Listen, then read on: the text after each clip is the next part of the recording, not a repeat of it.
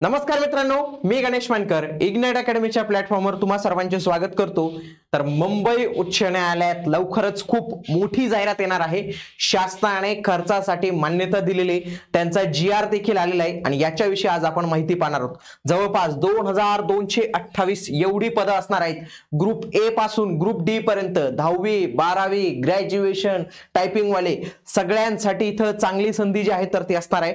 आजच्या या व्हिडिओमध्ये आपण कोणती पदं असतील काय असतील या सगळ्यांविषयी माहिती पाहणार आहोत, म्हणून तुम्ही हा व्हिडिओ शेवटपर्यंत पूर्ण बघा। नुकताच मंत्रिमंडळाचा निर्णय हा 14 ऑक्टोबर रोजी जो आहे तर तो झालेला होता। त्याच्यात मुंबई उच्च न्यायालयाच्या मुंबई अपील शाखा, नागपूर शाखा आणि औरंगाबाद खंडपीठ याच्या ग्रुप ए आणि ग्रुप डी साठी 2228 जागांसाठी निर्मिती करण्यात आलेली होती आणि याच्या संदर्भाचा ऑलरेडी आपला व्हिडिओ आलेला होता मित्रांनो 6 ऑक्टोबर 2025 ला। त्यावेळी पण आपण सांगितलं होतं की 2228 एवढी जी आहे तर ती भरती मेगा भरती जी आहे तर ती इथं करण्यात येणार आहे। तर खूप साऱ्या विद्यार्थ्यांना फेक वाटायचं की ही कुठे येणार आहे, पण मित्रांनो आपण त्याच गोष्टी घेत असतो की ज्या आगामी काळात येत असतात। ओके, आणि याच बॉम्बे हायकोर्ट साठी मित्रांनो नुकतेच काही दिवसांपूर्वी क्लर्कची पण जाहिरात झालेली होती आणि येणाऱ्या काळात क्लर्कची खूप मोठी पदं येणार आहेत। किती पदं रिक्त आहेत ते मी पुढे सांगतोच तुम्हाला, पण याची आपली एक ऑनलाईन रेकॉर्डेड बॅच अवेलेबल आहे मित्रांनो। मागच्या वेळी देखील विद्यार्थ्यांनी याला जॉईन केलं, खूप चांगला रिस्पॉन्स होता, याला खूप चांगल्या विद्यार्थ्यांना मार्क्स देखील आले।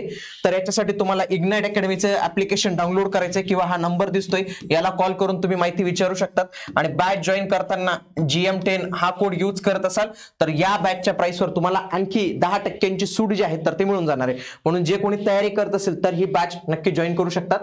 बघा, नव्याने निर्माण होणारे पदांची संख्या ही कशा पद्धतीने असणार आहे। जे मुंबई उच्च न्यायालयाची मूळ शाखा आहे तर त्याच्यासाठी 562 जागा असतील। मुंबई उच्च न्यायालयाची जी अपील शाखा आहे त्याच्यासाठी असतील 719। त्याच्यानंतर संभाजीनगरचं जे खंडपीठ आहे त्याच्यासाठी 551 आणि नागपूर खंडपीठासाठी 396। तर अशी 2228 पदं आपल्याला पाहायला मिळतात। ही वेगवेगळ्या ठिकाणी असणार आहे। बघा, हे दोघांचं लोकेशन मुंबई आहे, याचं संभाजीनगर आहे आणि यांचं नागपूर लोकेशन जे आहे तर ते आपल्याला इथं पाहायला मिळतं। बघा मित्रांनो, मुंबई उच्च न्यायालयाच्या मुंबई, नागपूर आणि संभाजीनगर खंडपीठांकरता पदनिर्मितीबाबतचा महाराष्ट्र शासनाच्या विधी आणि न्याय विभागाचा जीआर आलेला। जीआर हा नुकताच आलेला बघा 15 ऑक्टोबर 2025, आताच काही वेळापूर्वी हा जीआर जो आहे तर तो आपल्याला आलेला इथं दिसतो। मग याच्यामध्ये त्यांनी काय सांगितलं होतं की मनुष्यबळाच्या कमतरतेमुळे न्यायालयीन कामकाजात अडथळा निर्माण होत आहे, त्याच्यासाठी त्यांनी उच्च लेवलची समिती स्थापन करून त्यांनी अहवाल देखील तयार केला होता। त्या उच्चस्तरीय समितीने मान्य देखील केले, हायकोर्टाने मान्य केलं। शासनाकडे खर्चासाठी ते पेंडिंग होतं, तर वित्त विभागाने याच्या खर्चासाठी मान्यता दिलेली आणि त्याच्यानंतर विधी आणि न्याय विभागाकडून हा आपल्याला जीआर जो आहे तर तो आलेला आपल्याला दिसतो। तर याच्यामध्ये बघा कोणती कोणती पदं असतील, जवळपास 2228 पद आपल्याला पाहायला मिळतील। सगळ्यात पहिले जे पद असणार आहे मास्टर व सहाय्यक प्रोथोनोटरी, तर याची वेतन श्रेणी हे जे 4 ची असेल, फार वरची लेवलचे असतात ते 10 जागा आपल्याला पाहायला मिळतील। त्याच्यानंतर मास्टर आणि सहाय्यक प्रोथोनोटरी तर हे 4 जागा पाहायला मिळतील। पुढे असोसिएट याच्या जवळपास 14 जागा पाहायला मिळतात। इथं वेतन श्रेणी पण दिलेली मित्रांनो। मास्टर ऍडमिनिस्ट्रेशन या 26 ची वेतन श्रेणी, 18 जागा आहेत। त्याच्यानंतर राजशिष्टाचार अधिकारी आणि कोर्ट कीपर तर याच्या 3 जागा आपल्याला पाहायला मिळतील। त्याच्यानंतर मुख्य अनुवादक आणि दुभाषी यांच्यात 1 जागा, सहाय्यक प्रबंधक 34 जागा। आणि या सगळ्याच्या मी तुम्हाला पोस्ट सांगतो मित्रांनो, या फार ग्रुप ए च्या पोस्ट आहे। आगामी काळात यांची भरती ही कशा पद्धतीने होते, यांचे सेवा प्रवेश नियम काय, पात्रता काय हे पण आपल्याला पाहावं लागणार आहे आणि आगामी काळात कोर्टाकडून देखील याच्या संदर्भातल्या सगळ्या माहिती आपल्याला येतच राहतील। बघा, इथं सहाय्यक प्रबंधक प्रोटोकॉल, मुख्य ग्रंथपाल, सहाय्यक मुख्य अनुवादक, तर अशा या ग्रुप ए च्या आपल्याला किती पदं पाहायला मिळतील, 92 पदं पाहायला मिळतील। आणि या ग्रुप ए ची जेवढी काही पदं आहेत जबरदस्त सॅलरी असणार आहे याच्यासाठी। पुढे ग्रुप बी ची पदं पाहूयात। सगळ्यात आधी सेक्शन ऑफिसर, कक्ष अधिकारी, जो ASO च्या वरचा अधिकारी असतो। S20 ची वेतन श्रेणी 56,100, 1,77,500, इथे 51 जागा, अशा 241 जागा म्हणजे जबरदस्त जागा आहेत या कक्ष अधिकारीच्या।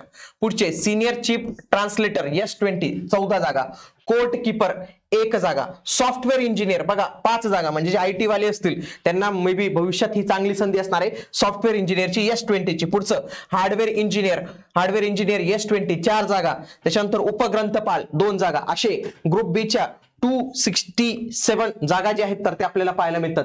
पुढे आता गट क, हे फार महत्वाचं कारण की याच्यामध्ये खूप सारे अधिकारी घडवले जातात। बघा, असिस्टंट सेक्शन ऑफिसर ज्याला आपण काय म्हणतो ASO चे जवळपास 376 पद निर्माण करण्यात आलेली मोठी बाब आहे मित्रांनो। 376 पदांची निर्मिती इथं जी आहे तर ती करण्यात आलेली आहे। आता ही पद एमपीएससी मार्फत जे काही भरतो त्याच्या माध्यमातून भरायची का कोर्ट स्वतः भरणार आहे ते, पण शक्यतो एमपीएससी जे भरतं तर ते नंतर ते ट्रान्सफर त्यांच्याकडे होतील। उच्च श्रेणी लघुलेखक, निम्न श्रेणी लघुलेखक, कनिष्ठ भाषांतर व दुभाषी अशी ही पद आहेत।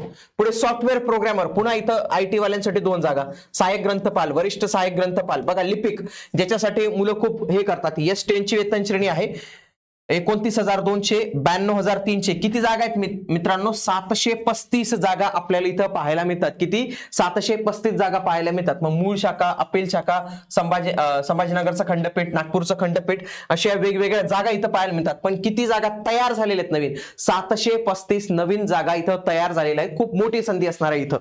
त्याच्यानंतर वाहन चालक, हे पण महत्वाचं पद आहे, 30 जागा आहेत। जवळपास अशा ग्रुप सी च्या तुमचे 1258 जागा पाहायला मिळतात। आणि आता शेवटचं ग्रुप डी च्या जागा आपल्याला पाहायला मिळतात। ग्रुप डी च्या जरी जागा असेल मित्रांनो, वेतन श्रेणी याला देखील खूप चांगल्या पद्धतीने त्यांनी ठेवलेली आहे। बघा सहाय्यक मुख्य पुस्तक बांधणीकार S11 म्हणजे 30,100, 95,100 एकच जागा आहे। जमादार 2 जागा, अतिरिक्त जमादार, पुस्तक बांधणीदार, कनिष्ठ बांधणीदार, फायलर, हवालदार 10 जागा।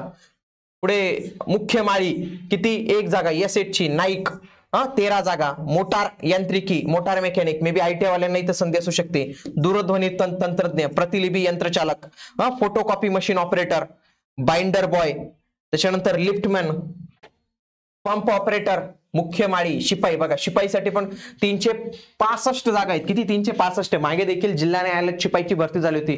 खूप साऱ्या उमेदवारांनी फॉर्म भरले होते। इंजिनियर, फार चांगले पदवीधर त्यांनी फॉर्म इथं भरले होते शिपाई या पदासाठी। पहारेकरी, सफाई कामगार, स्वयंपाकी, माळी, तर असे जवळपास या ग्रुप डी चे 611 पद आणि असे किती झाले टोटल? 2228 पद जे आहेत तर ते आपल्याला इथं पाहायला मिळतात। आता त्यांनी पुढे हे पण सांगितलेले की सदर वेतन पदाच्या वेतन श्रेणी वित्त विभागाकडून निश्चित करण्यात आलेल्या अटीनुसार मान्यता देण्यात येत आहे। त्याच्यानंतर याच्यामध्ये काय म्हटलेलं आहे की अस्थायी पदांच्या मुदतवाढ संदर्भात वेळोवेळी देण्यात येणाऱ्या निर्देशानुसार कारवाई करण्यात यावी, तसेच सदरहू पदांचा समावेश करून माननीय उच्च न्यायालयाचा सुधारित आकृतीबंध शासनास मान्यतेसाठी सादर करण्यात यावा। आता त्यांच्याकडे किती जागा भरलेल्या आहेत, किती जागा रिक्त आहेत आणि आता किती नव्याने पद रिक्त झालेले आहेत, तर हा सगळा डेटा आकृतीबंधासह शासनाला जो आहे तर तो सादर करावा लागणार आहे। शासनाच्या विहित कार्यपद्धतीचा अवलंब करून सदर पदे भरण्यात यावीत, म्हणजे काय? जाहिरात करण्यासाठी सांगितलेले, पण पहिली अट काय असणार आहे? आकृतीबंध। उपरोक्त पैकी नव्याने निर्माण करण्यात येणाऱ्या पदांचे सेवा प्रवेश नियम शासनास 2 महिन्याच्या आत मान्यतेस ते सादर करणे आवश्यक राहील। त्याचे सेवा प्रवेश नियम अंतिम झाल्यावर सदर पदे भरण्यात येतील। लक्षात घ्या, कारण की याच्यात खूप सारी पदं तुम्हाला पाहायला मिळतात, कारण की यांनी माहिती तंत्रज्ञानाचा वापर व्हावा। तुम्ही पाहिलं असेल सॉफ्टवेअर इंजिनियर, काही नव्याने काही पदं ऍड झालेली असतील तर त्या सगळ्यांचे सेवा प्रवेश नियम हे तयार करावे लागतील। 2 महिन्याची त्यांना मुदत दिलेली, त्याच्यानंतर ही सर्व भरती जी आहे तर ती होणार आहे। आता एकाच वेळी सगळ्या पदांसाठी ऍड निघेल का? किंवा क्लर्कची वेगळी निघेल, शिपाईची वेगळी निघेल, माळीची वेगळी निघेल, नाईकची वेगळी निघेल, असे जे एवढे काही कितीतरी 28 काहीतरी पद दिसतात मित्रांनो इथं काहीतरी, थांबा 26 पद आहेत, तर या 26 पदांसाठी 26 जाहिराती येतील का? तर हे सगळं आगामी काळात आपल्याला जे आहेत तर ते माहिती होणार आहे। पण आपल्याला हे कळालेले की शासनाने आता मान्यता दिलेली, आगामी काळात त्याची जाहिरात येणार आहे, म्हणून आपण आपला अभ्यास काय सोडावा नाही मित्रांनो। याची थोडासा वेळ लागू शकतो, 1-2 महिन्यात त्याची जाहिरात येईल, पण आपल्याला हे कळालेलं आहे की जाहिरात मात्र येणार आहे आणि तोपर्यंत आपण आपला अभ्यास जो आहे तर तो सुरूच ठेवला पाहिजे मित्रांनो। त्यासोबतच त्यांनी सांगितले की न्यायालयीन कामकाजात माहिती तंत्रज्ञानाचा उपयोग करावा। बाकीच्या काही गोष्टी इथं दिलेल्या आहेत। येणाऱ्या व्हिडिओमध्ये आपण जे जे काही आपल्याला माहिती सापडेल, पदनिहाय माहिती, म्हणजे फॉर एक्झाम्पल क्लर्कची माहिती अवेलेबल आहे, शिपाईची माहिती अवेलेबल आहे, त्याची माहिती, त्याच्यासाठी पात्रता काय लागते, परीक्षा पॅटर्न काय लागतं, निवड प्रक्रिया काय असते, मागील कट ऑफ काय होता, पेपर काय होता, या सगळ्यांविषयी माहिती आपण देण्याचा प्रयत्न करू। म्हणून तुम्ही या व्हिडिओच्या खाली तुम्हाला कोणत्या पदाविषयी आणि काय माहिती पाहिजे हे मला नक्की कळवा आणि या व्हिडिओला लाईक करून तुमच्या मित्रांपर्यंत शेअर करा आणि या चॅनलला सबस्क्राईब करणे अजिबातच विसरू नका। आणि तुम्ही जर तयारी करत असाल तर क्लर्कसाठी ही आपली परफेक्ट रेकॉर्डेड बॅच आहे। आतापासून तुम्ही या बॅचला सुरुवात केली तर तुमचं लवकरात लवकर सिलेबस कंप्लीट होईल आणि आगामी काळात तुम्हाला याच्यासाठी स्किल टेस्ट साठी वेळ मिळेल, कारण की इथं स्किल टेस्ट होणार आहे मित्रांनो। आणि कोर्टाची स्किल टेस्ट काय सोपी नसते, खतरनाक स्किल टेस्ट असते मित्रांनो, म्हणून त्याच्यासाठीही तुम्हाला वेळ द्यायचा आहे। ते 40चा स्पीड तो पण अचीव करायचा आहे तुम्हाला, त्यासोबत परीक्षा पण तुम्ही चांगल्या पद्धतीने पास झाले पाहिजे। त्याच्यासाठी या परीक्षेची तुम्ही तयारी करू शकता आपल्या बॅचेसच्या माध्यमातून, इग्नाइट अकॅडमीचं ऍप्लिकेशन डाउनलोड करून, किंवा काही समस्या असेल आमचे प्रतिनिधी आहेत त्यांना तुम्ही कॉल करू शकता। चला तर मग भेटूया आता आपण पुढील व्हिडिओमध्ये, तोपर्यंत जय हिंद, जय महाराष्ट्र, धन्यवाद।